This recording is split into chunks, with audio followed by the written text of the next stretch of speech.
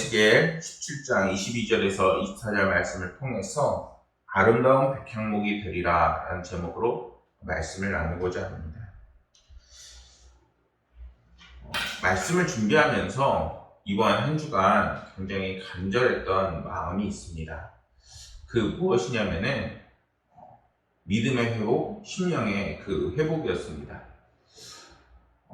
아이들의 그 부모한테 전화하는 계기가 있어서 이러고 전화를 했는데 코로나 바이러스로 인해서 그들의 삶이 굉장히 힘들고 어려운 상황을 보내고 있더라는 것이죠. 그런데 그런 상황일수록 용기를 주고 위로의 말을 드렸는데 오히려 그 결론은 무엇이냐면은 힘들다, 어렵다 이렇게 결론이 나는 것입니다.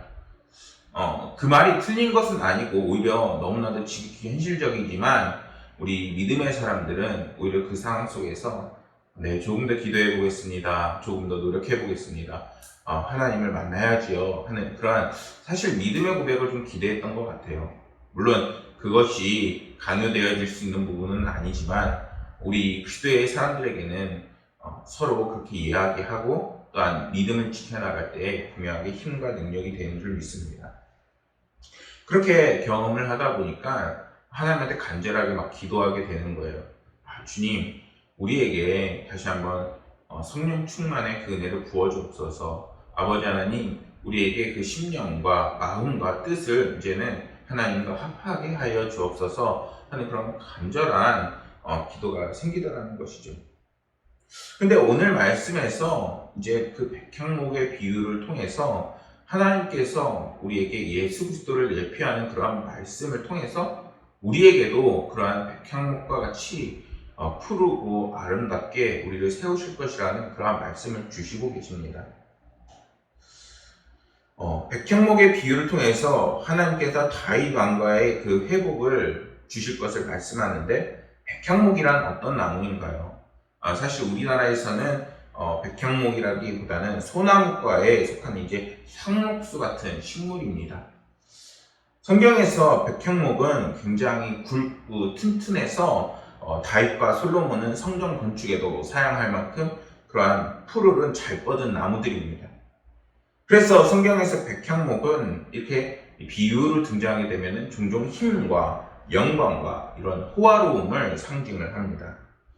이러한 백향목을 오늘 말씀에서 다윗 왕가를 상징하는 그러한 비유로 예표하고 있습니다. 왕가가 백향목에 비유된다는 것은 그 다윗 왕가의 영광과도 이제 연관이 되어지는 것인데 이러한 백향목이 오늘 말씀이 있기 전에 어떠한 말씀이 있냐면은 큰 독수리에 의해서 쪼이고 순환을 당해서 심지어 백향목의 가지를 꺾어 그것을 팔아버리는 상인들의 그 성읍에 옮겨놔졌다 이렇게 하는 말씀이 오늘 본문 말씀 이전에 나오게 됩니다. 푸르고 아름다운 나무가 꺾였어요. 얼마나 상상만 해도 참 이렇게 백향목 그 관점에서 보면은 참 참담한 일인 거예요. 나무가 그 뿌리 깊게 박혀 있을 뿐만 아니라 늘 푸른 나무인데 그 나무가 완전 뿌리채 뽑혀버린 겁니다. 그리고 그 땅에 종자를 심었는데 그 나무가 자라서 보니 백향목이 아니라 오히려 포도나무가 자라는 겁니다. 사실 포도나무는 이제 성경 속에서 열매를 주렁주렁 맺고 좋은 나무로 상징될 때가 많은데 오늘 말씀에서만큼은 그 뿌리가 깊지 못하고 또한 쉽게 뽑혀져 버리는 그러한 비유로 좋지 못한 나무로 비유하고 있습니다.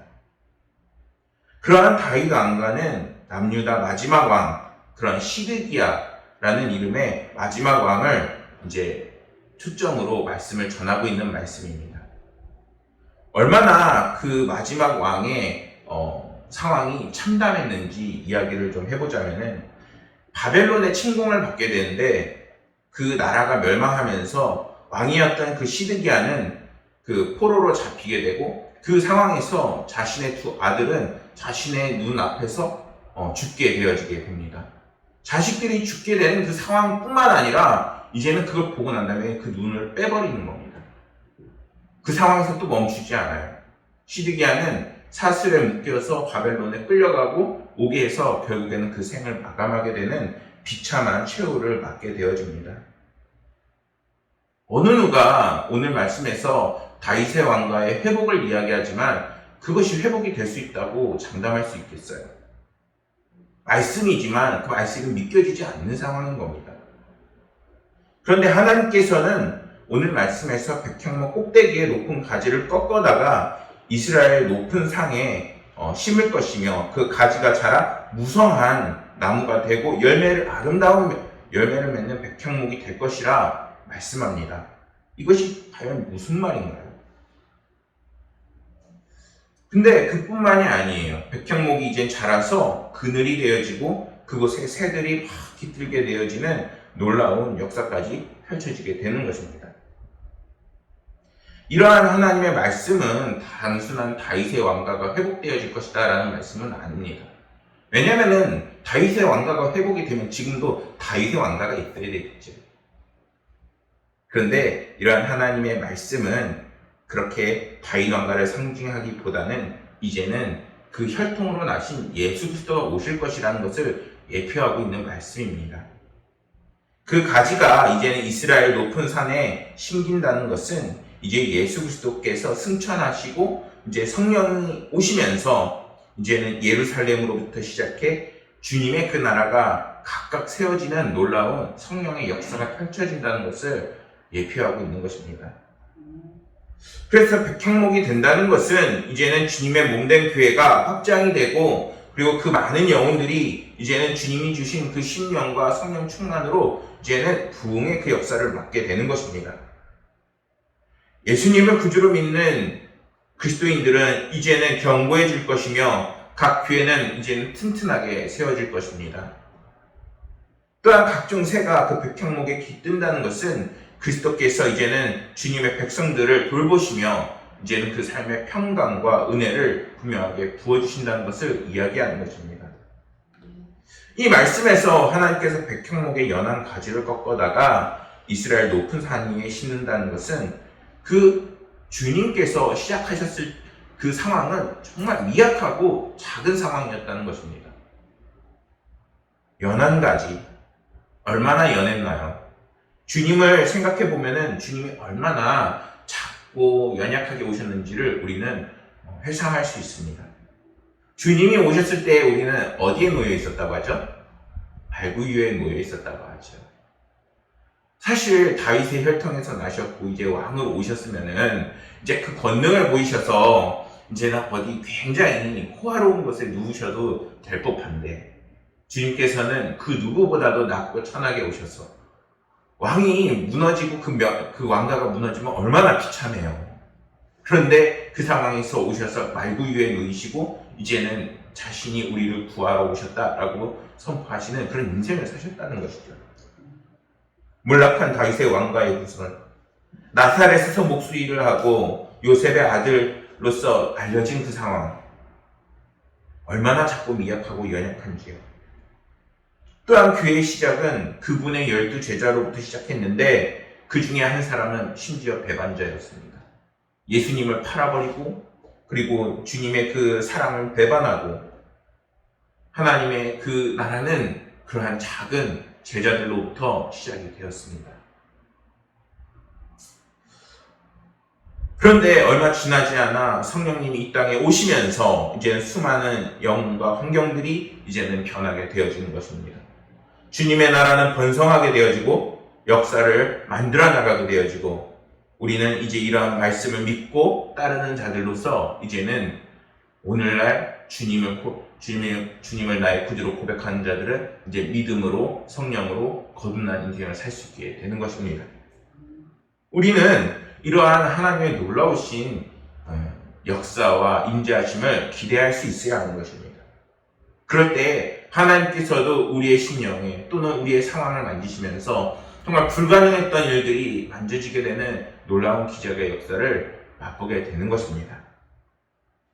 그리고 여기에서 우리가 특별히 더 주목해야 할 말씀은 23절 말씀에 그 가지가 무성하고 열매 맺어 아름다운 백향목이 될 것이야 라는 대목입니다. 백향목은 아까 말했듯이 소나무과 같은 상록수 나무입니다. 어떻게 열매를 맺을 수가 있어요? 이것은 실제로 백향목이 열매를 맺겠다 이런 것이 아니라 이제는 하나님께서 심으신 백향목 가지는 열매를 맺는 백향목이 되어 이제는 아름다운 그 열매로 우리의 삶 가운데 우리 역시 주님과 같이 아름다운 백향목이 될 것이라는 것입니다. 갈라디아서 5장 22절과 23절에 보면은 주님이 맺으셨던 열매들의 일부분이 나와 있습니다. 오직 성령의 열매는 사랑과 희락과 화평과 오래 참음과 자비와 양성과 충성과 온유와 절제니 이 같은 것을 금지할 법이 없느니라. 다윗의 자손으로 이 세상에 오신 그리스도는 많은 열매와 기적들을 우리에게 보여주셨습니다. 성령의 열매들로 묘사되는 열매들을 맺으셨을 뿐만 아니라 이제는 그분은 십자가에 달려 돌아가시고 이제는 부활하심으로 그 생명의 열매, 그 부활의 열매를 우리들에게도 참여할 수 있게끔 하셨습니다. 그리고 그러한 주님은 이제 자기에게 속한 백성들에게 자신이 맺은 열매처럼 풍성한 삶을 살게 하시면서 그리고 그러한 은혜와 생명을 우리에게 공급하신다는 것입니다. 근데 그러한 공급이 있기 위해서는 우리 가운데 주님을 받아들이고 주님과 함께 하려고 하고 주님께서 동행하시는 그 역사가 이루어져야 한다는 것입니다. 이러한 주님은 뿐만 아니라 자기 백성들에게 필요를 하시고 무한히 공급하시는 분이심을 우리는 기억해야 합니다. 각양의 그 새들이 그늘에 깃들게 될 것이라고 말씀하는 것처럼 우리는 이 모양 저 모양 굉장히 다양한 문제를 가지고 있습니다. 그러나 그들이 공통적으로 누리는 것은 그 나무 그늘 아래에 들어갈 때에 편안히 쉼을 얻고 위로를 얻고 평안을 얻는다는 것입니다. 사랑하는 여러분, 오늘날 얼마나 많은 힘들고 어려운 상황을 보내고 계십니까?